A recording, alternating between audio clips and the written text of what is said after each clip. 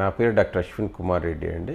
I'm a sports surgeon, arthroscopy and joint replacement surgeon.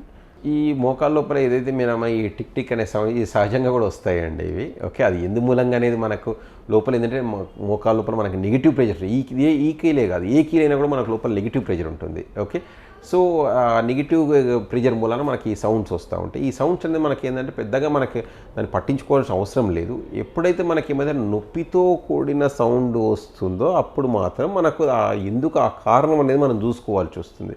Otherwise normal persons కూడా ఏమంటే మోకాలంటేనే ఏంది, అది కీలు. అది ఇట్ కన్సిస్ట్ ఆఫ్ ఒక 2 నుంచి 3 ఎముకలు మనకు అక్కడ ఉంటాయి. ప్రతిదానికి ఒకదానికొకటి రాపిడి గురవుతూ ఉంటుంది.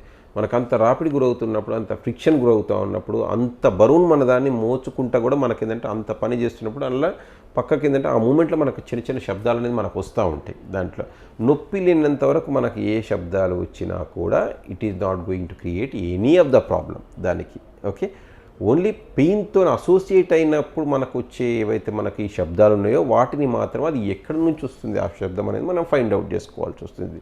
ఇది ఏ కీళ్ళ నుంచి వస్తుంది, మోకాళ్ళ లోపల కూడా మనకి ఏంటంటే 2 to 3 ఆర్టికులేషన్స్ ఉంటాయి, కీళ్ళ సమూహాలు ఉంటాయి. ఎక్కడి నుంచి వస్తుంది అది? లోపల మనకు మెనిస్కస్ అండ్ రబ్బర్ కుషన్స్ ఉంటాయి, అవి చినిగిపోవడం మూలాన వస్తుందా, లేకపోతే మోకాలు చిప్ అనేది పక్కకు తొలగడం మూలాన వస్తుందా? అప్పుడు మనకు ఆ నొప్పితో ఎప్పుడైతే సిమ్టమ్స్ ఉంటాయో అప్పుడు మనం ఆ సిమ్టమ్ మనం డయాగ్నైజ్ చేసుకోవాల్సిన అవసరం ఉంటుంది మనకు.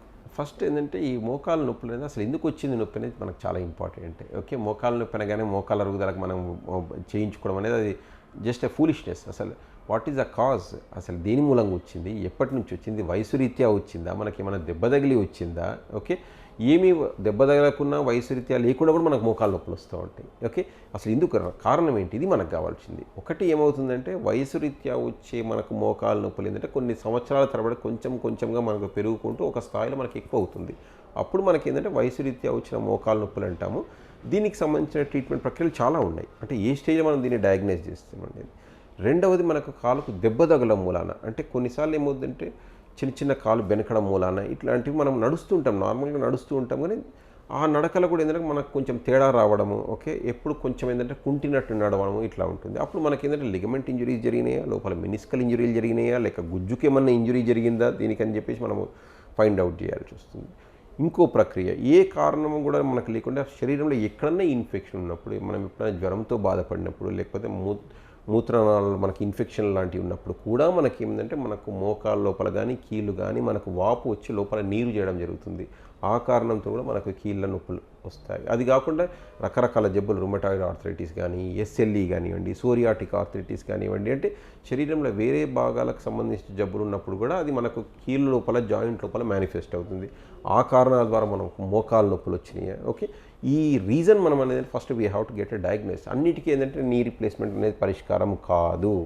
ఓకే, అది మెడికల్ మేనేజ్మెంట్, మనం మందుల ద్వారా మనం జబ్బును నయం చేసుకుంటామా, లేకపోతే ఆర్థ్రోస్కోపీ పద్ధతి, కీహోల్ పద్ధతి ద్వారా చూసుకుంటామా, లేకపోతే ఈ వివిధ స్టేజ్ల్లో ఉన్న మనకు మోకాల అరుగుదల ఉంటే దానికి కొన్ని ఇంజక్షన్ల ప్రక్రియ ద్వారా చేసుకుంటామా, లేకపోతే మనము దాన్ని సర్జరీ, నీ రీప్లేస్మెంట్ వరకు పోతాం అనేది మన డాక్టర్ గారిని మనం ఒకసారి కన్సల్ట్ చేసిన తర్వాత, పరీక్ష చేసిన తర్వాత అప్పుడు మాత్రమే మనం వెళ్తాం. కానీ అది ప్రతి మోకాల నొప్పికి నీ రీప్లేస్మెంట్ అనేది ఆన్సర్ కాదు, అది పరిష్కారం కాదు.